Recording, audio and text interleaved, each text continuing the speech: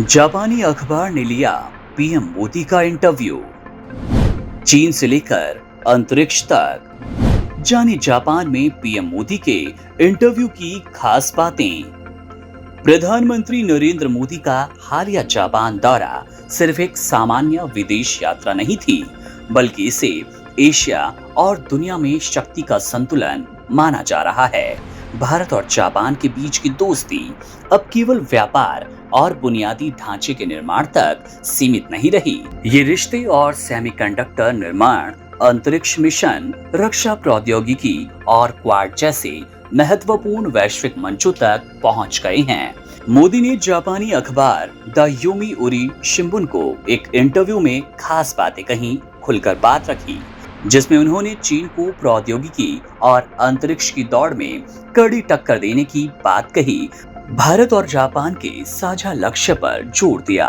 उनका मानना है कि भारत की टैलेंट पावर यानी कि प्रतिभा की शक्ति और जापान की टेक पावर तकनीक की शक्ति मिलकर 21वीं सदी की क्रांति की नींव रख रही है।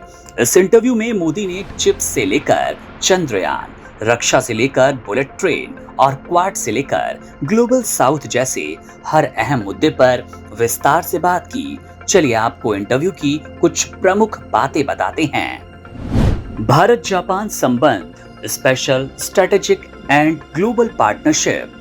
पीएम मोदी ने बताया कि भारत और जापान केवल साझेदार नहीं, बल्कि प्राचीन सभ्यताएं और आधुनिक लोकतंत्र हैं। पिछले दशक में दोनों देशों के रिश्ते special strategic and global partnership स्तर पर पहुंच चुके हैं। इस यात्रा का मुख्य फोकस सुरक्षा, नवाचार, इनोवेशन और दोनों देशों के लोगों की समृद्धि पर रहेगा। ये दिखाता है कि संबंध अब केवल आर्थिक नहीं, बल्कि सामरिक और वैश्विक हो गए। सेमीकंडक्टर सहयोग, मेड इन इंडिया चिप्स और विश्वसनीय वैल्यू चेन। मोदी ने भारत के चिप सेक्टर में आ रही क्रांति पर जोर दिया। उन्होंने बताया कि भारत में 6 सेमीकंडक्टर यूनिट्स ने काम करना शुरू किया और 4 और ही जल्द आएगी। उनका लक्ष्य है कि साल के अंत तक मेड इन इंडिया चिप्स बाजार में उपलब्ध हो। उनका मानना है कि जापान की उच्च तकनीक और भारत की बड़ी क्षमता, टैलेंट और बाजार मिलकर एक भरोसेमंद सेमीकंडक्टर वैल्यू चेन बनाएंगे, जो आने वाले डिजिटल युग की असली ताकत होगी। ये चीन पर निर्भरता कम करने की दिशा में एक बड़ा कदम होगा। अंतरिक्ष अन्वेषण, लुपेक्स और इसरो जाक्सा सहयोग। भारत के अंतरिक्ष सफर को वैज्ञानिकों की मेहनत की कहानी बताते हुए प्रधानमंत्री मोदी ने जापान के साथ लूनर पोलर एक्सप्लोरेशन यानी कि लुपेक्स मिशन पर खास जोर दिया। ये मिशन चंद्रमा की दक्षिणी ध्रुव पर और भी महत्वपूर्ण जानकारी जुटाएगा।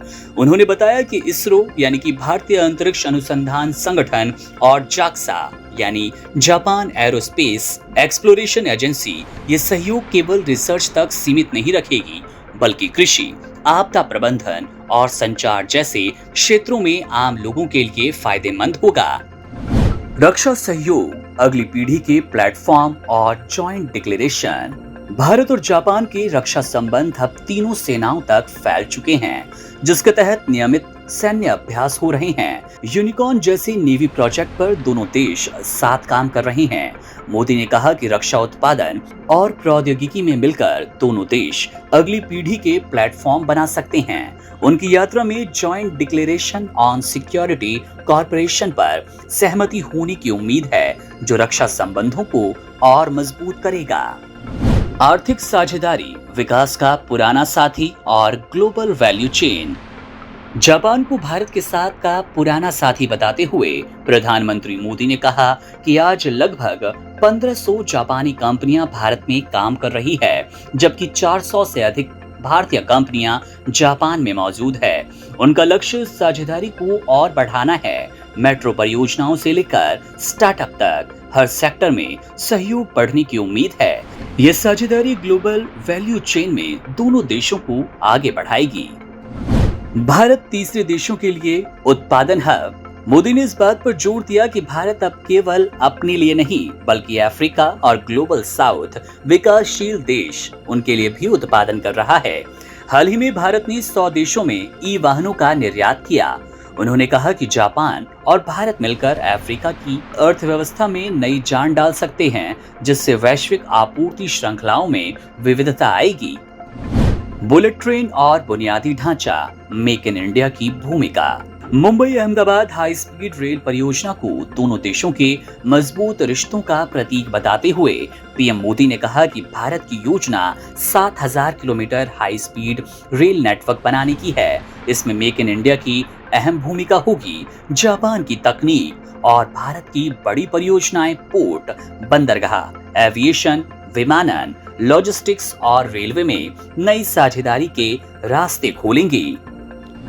लोगों के बीच संबंध, सांस्कृतिक सम्मान और कौशल विकास। पीएम मोदी ने बताया कि भारत और जापान के लोगों के बीच गहरा आपसी सम्मान है। जापान में भारतीय समुदाय सूचना प्रौद्योगिकी और वैज्ञानिक क्षेत्रों में महत्वपूर्ण योगदान दे रहा है। दोनों देशों ने स्पेसिफाइड स्किल्ड वर्कर और टेक्निकल इंटर्न ट्रेनिंग प्रोग्राम पर समझौते किए हैं, जिससे दोनों देशों के युवाओं को नए अवसर मिलेंगे और सांस्कृतिक जुड़ाव बढ़ेगा। एआई और डेटा गवर्नेंस, जिम्मेदार एआई और पारदर्शिता। एआई यानी कि आर्टिफिशियल इंटेलिजेंस को जिम्मेदार और पारदर्शी बनाने पर जोर देते हुए पीएम मोदी ने कहा कि भारत का डेपा मॉडल और जापान का डीएफएफटी मॉडल मिलकर डेटा की सुरक्षा और पारदर्शिता सुनिश्चित करेंगे। 2026 में भारत एआई इम्पैक्ट समिट आयोजित करेगा, जिसमें भारत और जापान की भूमिका अहम रहेगी। Free and open Indo Pacific quad. PM Modi ने बताया कि भारत और Japan free and open Indo Pacific यानी कि मुक्त और खुले हिंद प्रशांत क्षेत्र के विचार पर एक जैसी सोच रखते हैं, जहां शांति और स्थिरता हो। क्वाड, जिसमें भारत, अमेरिका, जापान, ऑस्ट्रेलिया इसी विजन का एक अहम हिस्सा है।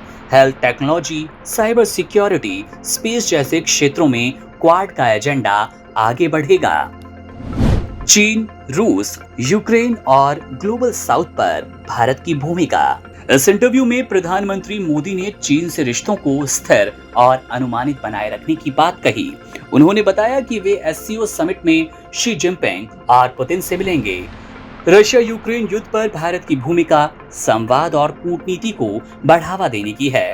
अंत में मोदी ने इस बात पर जोर दिया कि भारत ग्लोबल साउथ विकासशील देशों की आवाज बन चुका है, चाहे अफ्रीका यूनियन को G20 समिट में शामिल करना हो या सतत विकास लक्ष्यों को प्राप्त करना हो।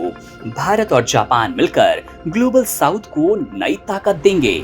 यह इंटरव्यू स्पष्ट रूप से दिखाता है कि जापान और भारत अब एक रणनीतिक साझेदारी की दिशा में आगे बढ़ रही हैं, जिसका उद्देश्य केवल द्विपक्षीय लाभ नहीं, बल्कि एशिया और विश्व में स्थिरता और विकास को बढ़ावा देना है।